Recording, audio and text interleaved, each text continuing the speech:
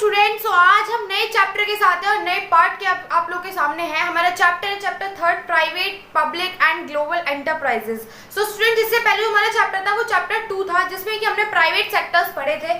वो आज मैं आपको चैप्टर का इंट्रोडक्शन बताने वाली हूँ और आज एक इंपॉर्टेंट टॉपिक में इस वीडियो में शुरू करने वाली हूँ।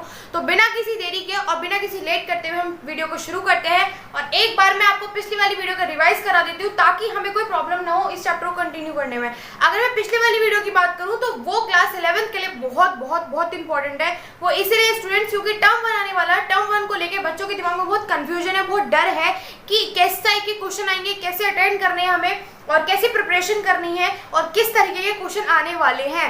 तो वो उस वीडियो में मैंने क्लियर करके बताया। कम से कम 28 से 27 मिनट की वो वीडियो है, आप लोग उसे जाके देख लीजिए। उसमें फर्स्ट से 6 चैप्टर तक के क्वेश्चन मैंने 10 से 12 क्वेश्चन कवर करे हैं और कहीं ना कहीं वो आप लोग के लिए इंपॉर्टेंट होने वाली है, बेनिफिशियल होने वाली है। तो उसको जाके देख लीजिए, कहीं ऐसा ना हो कि आपको आइडिया ही ना हो, क्योंकि आप एमसीक्यू ऐसे वाले एमसीक्यू नहीं आएंगे बहुत सिंपल वाले, और एमसीक्यू कुछ ही आए, क्या पता fill in the blanks, true false और मैसेज जो हमारा पैरा दे रखा है उसमें से आपको एमसीक्यू निकालने हो। तो हर तरीके के क्वेश्चन मिलेंगे आपको 1 मार्क्स में।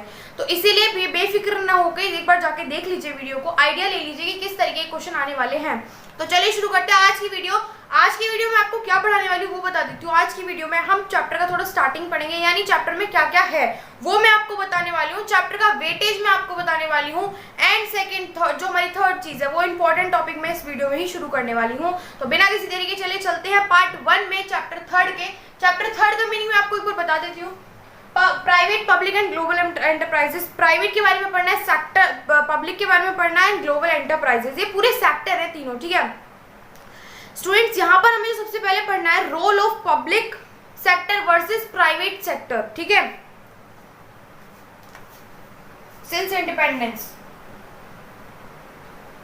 Role of public sector versus private sector enterprises since independence, यानी इंडिपेंडेंस के टाइम पर प्राइवेट और पब्लिक का क्या रोल था वो हम यहाँ पर डिस्कस करने वाले हैं।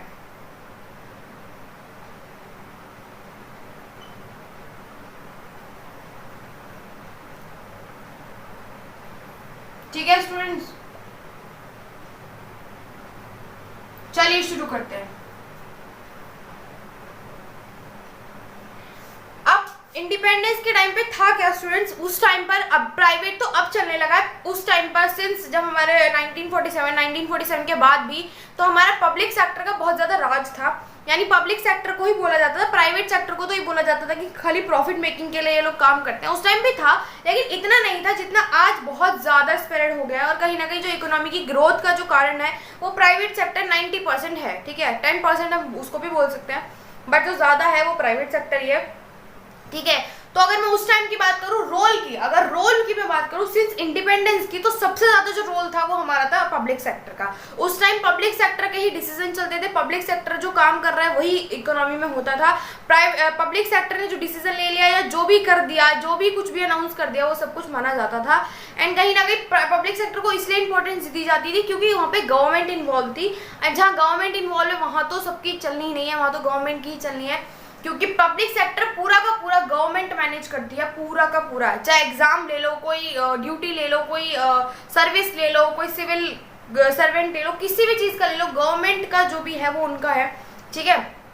तो रोल सबसे ज्यादा किसका था इंडिपेंडेंस के टाइम पे, पब्लिक सेक्टर का। अब हुआ ये कि सबको लगा कि कहीं ना कहीं जो हमारी इकोनॉमी है वो पीछे छूटती जा रही है, और जो थोड़ा बहुत लोगों को लगा, क्योंकि मैंने बोला कि प्राइवेट उस टाइम भी था लेकिन प्राइवेट उस टाइम 2 या 1% ही था हमारा प्राइवेट सेक्टर। तो सबको लगा जो थोड़ी बहुत भी ग्रोथ हो रही है, जो थोड़ा बहुत भी लग रहा है वो कहीं ना कहीं प्राइवेट सेक्टर की वजह से हमें लग रहा है। तो पब्लिक सेक्टर का रोल उस टाइम ज्यादा था।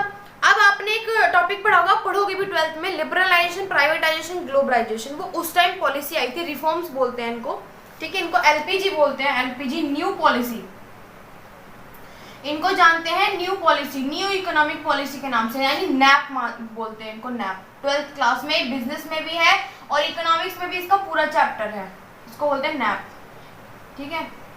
1969 में आया था, ठीक है।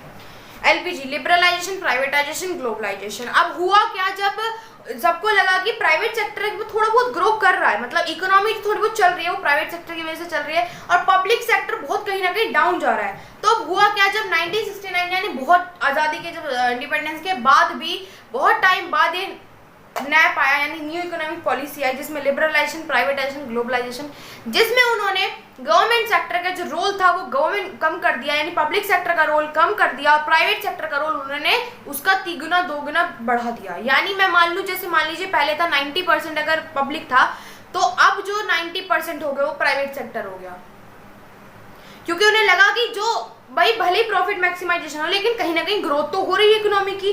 और आप खुद ही देख सकते हैं उसके बाद से आज तक हमने कितना ग्रो किया, टेक्नोलॉजी में भी और फाइनेंशियली भी और हर तरीके से।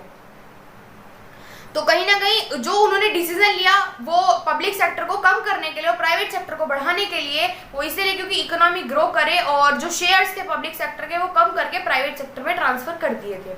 तो एलपीजी मतलब, और पता है पब्लिक जो प्राइवेट सेक्टर था उस टाइम, जो मैंने बोला ना कि 2% 1% था, वो इसलिए भी था क्योंकि प्राइवेट सेक्टर के जो बिजनेस हुआ करते थे उन पे बहुत ज़्यादा रिस्ट्रिक्शन थी, बहुत ज़्यादा रिस्ट्रिक्शन, मतलब लाइसेंस भी उनको बनवाना पड़ेगा, उनको हर चीज़ की परमिशन उनको लेनी पड़ेगी। हम मानते हैं कि देश की सुरक्षा के लिए हर चीज़ ज़रूरी है, लेकिन इतना भी नहीं, जो चीज़ ग्रो कर रही है उसको आप रोक रहे हो। तो मतलब लाइसेंस भी उनको चाहिए, और हर चीज़ का पेपर वर्क भी वो लोग करेंगे, और सारी लीगल फॉर्मेलिटीज़ उनको करनी पड़ेंगी अगर वो बिज़नेस को एक्सपेंड करना चाहते हैं, बिज़नेस को बाहर लेके आना चाहते हैं, एक्सपोर्ट करना चाहते हैं, इम्पोर्ट करना चाहते हैं। तो वो नहीं पॉसिबल हो पा रहा था। अगर जब हम किसी को रोकेंगे, मान लीजिए एक स्टूडेंट स्कोर कर रहा है क्लास में, तो अगर उसे टीचर ही रोकने लगे, सब होता नहीं है, अगर उसे टीचर ही रोकने लगे, मतलब टीचर उसको मार्क्स ना दे, उसको डिमोटिवेट करे, उसको किसी कंपटीशन में ना जाने दे, उसके अंदर टैलेंट है उसे जाने ना दे, उसे क्लास में ही रखे, उसकी कंप्लेंट करे हर किसी से, पेरेंट्स से, बच्चों से, तो कहीं ना कहीं वो बच्चा वो नहीं रहेगा और वो ग्रो नहीं कर पाएगा फिजिकली भी और मेंटली भी। तो यहाँ पर भी वही हुआ कि उसके ऊपर इतनी रिस्ट्रिक्शन लगा दी प्राइवेट सेक्टर के ऊपर कि वो कभी ग्रो ही नहीं हो पाया। लेकिन कहाँ कहते हैं ना कि जो चीज़ जिस चीज़ के लिए डिजर्व करते हैं वो होता है। अब जब एलपीजी आया वो भी गवर्नमेंट लेके आई, क्योंकि गवर्नमेंट को तो अपने देश को बढ़ाना था, अपने देश की ग्रो करवानी थी, अपनी इकोनॉमी को ग्रो कराना था, फाइनेंशियली भी और वैसे भी टेक्नोलॉजी वाइज भी। तो फिर ये एलपीजी आया। तो अभी से ज़्यादा डिटेल में जाने की जरूरत नहीं है, बस इसकी फुल फॉर्म देख लीजिएगा, इसका सन देख लीजिएगा, उसको क्या बोलते हैं, नैप, ठीक है। तो वो क्योंकि हमें नहीं पता कि क्या क्वेश्चन डाल दें, तो फिर भी हमें इतना डिटेल में जाने की जरूरत नहीं है, बिल्कुल डिटेल में जाने की जरूरत नहीं है इस टॉपिक के। मैंने बोला एलपीजी का मतलब देख लीजिए, लिबरलाइजेशन, प्राइवेटाइजेशन, ग्लोबलाइजेशन। नैप का देख लीजिए, न्यू इकोनॉमिक पॉलिसी, और ये कब आया था 1969 में। बस इतना डिटेल में जाने की जरूरत नहीं है। अब बात करेंगे यहाँ पर हमारे जो टाइप्स ऑफ वो है हमारे, उसकी बात करें।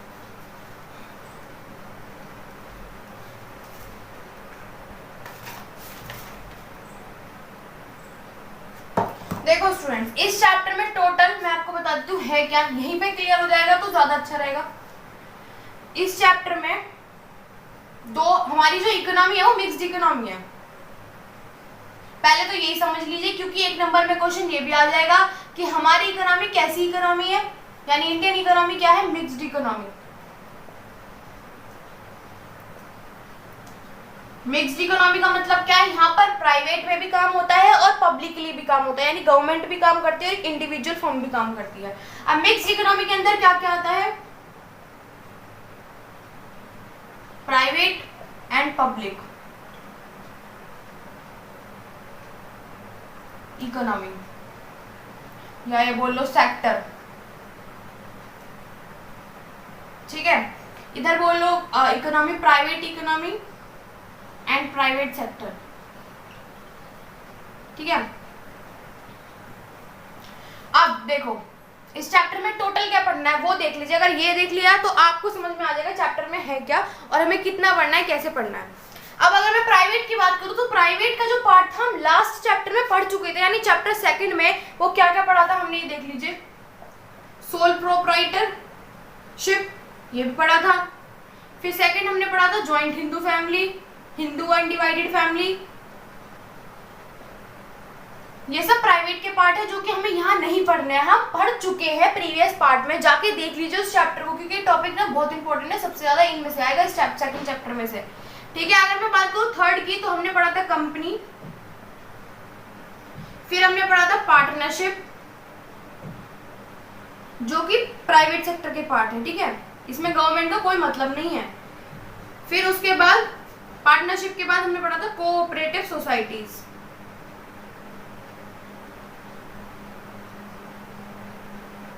ठीक है, कोऑपरेटिव सोसाइटीज। तो ये सब हम पढ़ चुके हैं स्टूडेंट्स, तो इन्हें हमें पढ़ने की जरूरत नहीं है इस चैप्टर में। सिर्फ मैं बता रही हूँ कि इस चैप्टर में क्या क्या है, क्या और क्या पढ़ना है, क्या नहीं पढ़ना है। तो सबसे पहले मैंने आपको क्या बताया, रोल बताया प्राइवेट एंड पब्लिक सेक्टर का। फिर मैं बता रही हूँ कि आपकी जो इकोनॉमी, हमारी जो इंडियन इकोनॉमी है वो किस तरीके की इकोनॉमी है, क्योंकि एक नंबर में क्वेश्चन बन सकता है अगर उन्हें सिंपल क्वेश्चन देना होगा। तो मिक्स्ड इकोनॉमी है हमारी इकोनॉमी। मिक्स्ड इकोनॉमी में क्या क्या आता है, पब्लिक और प्राइवेट दोनों काम करते हैं। मिक्स्ड का मतलब है मिक्स्ड, जो दो चीजें मिक्स करके काम चल रहा है। तो यहाँ पर पब्लिक यानी गवर्नमेंट भी मिलके काम कर रही है और हमारा इंडिविजुअल फर्म भी मिलके काम कर रहे हैं, तभी इकोनॉमी ग्रो कर पा रही है, ठीक है। अब इसके अंदर क्या क्या पढ़ना है वो देख लीजिए। डिपार्टमेंटल अंडरटेकिंग,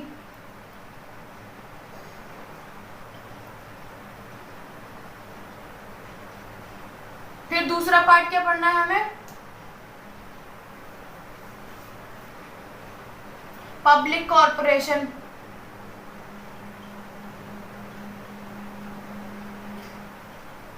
इससे फालतू कुछ पढ़ना ही नहीं है इस चैप्टर में, क्योंकि इस चैप्टर का जो टोटल वेटेज है स्टूडेंट्स 10 मार्क्स का वेटेज है। अब 10 मार्क्स में मैं आपको बता दूंगी कौन कौन से टॉपिक इंपॉर्टेंट है।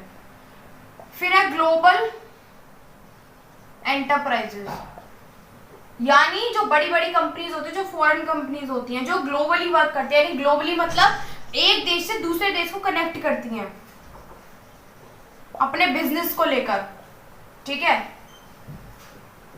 एक देश से दूसरे देश को कनेक्ट करते हैं, ग्लोबल एंटरप्राइज। यानी एंटरप्राइज का मतलब है स्टूडेंट्स फर्म, बिजनेस,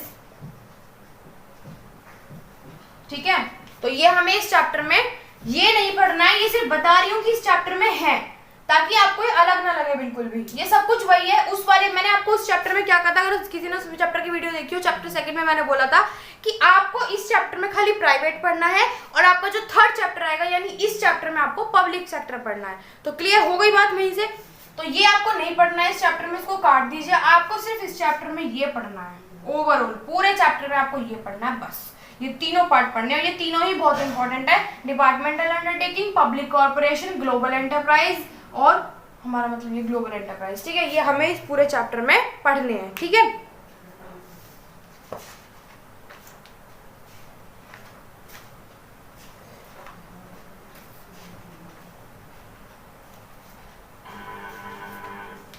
ठीक है, और एक दो हमारे और हैं एमएनसीज लाइक जॉइंट वेंचर, ये सारी चीजें भी हमें पढ़नी है थोड़ा सा, ठीक है।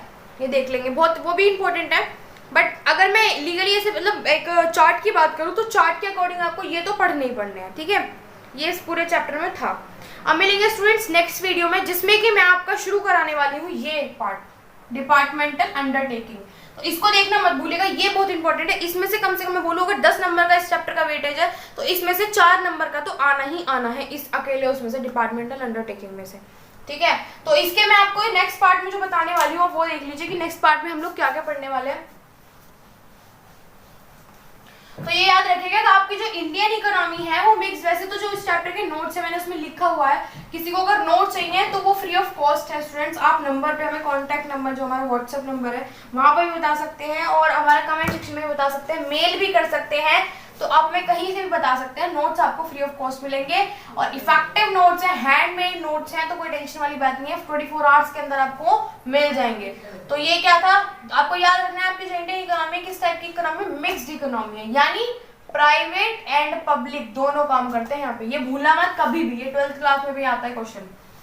तो अब मैं नेक्स्ट पार्ट में आपको क्या बताने वाली, पार्ट 2 में, ये ध्यान रखिएगा, पार्ट 2 में आप पढ़ने वाले हैं डिपार्टमेंटल अंडरटेकिंग के features, meaning, merit and demerit, ठीक है। ये पढ़ने वाले हैं हम नेक्स्ट पार्ट में। तो अब मिलेंगे स्टूडेंट्स नेक्स्ट वीडियो में पार्ट 2 में, जैसे कि मैंने आपको बताया पार्ट 2 में हम क्या पढ़ने वाले हैं उसके साथ मिलेंगे। और आज की वीडियो में बस इतना ही था। और वीडियो को लाइक कर देना, चैनल को सब्सक्राइब कर देना अभी तक नहीं किया है तो, ठीक है। और हमारा सिलेबस ऑन द वे, अभी मतलब ऑलमोस्ट यही समझ लीजिए खत्म ही होने वाला है इस वीक में, जो इस वीक में भी नहीं, अगले 2 दिन में, यानी अब जो 2 दिन आ रहे हैं, आज में और कल में, ये हमारा जो चैप्टर है खत्म हो जाएगा। फिर हम बात करेंगे इकोनॉमिक्स की, 11th की इकोनॉमिक्स की, वो भी स्टैटिक्स की, तो उस पर करेंगे वर्क। तो अब मिलेंगे नेक्स्ट वीडियो में। इस वीडियो में बस इतना ही था। Thank you for watching the video.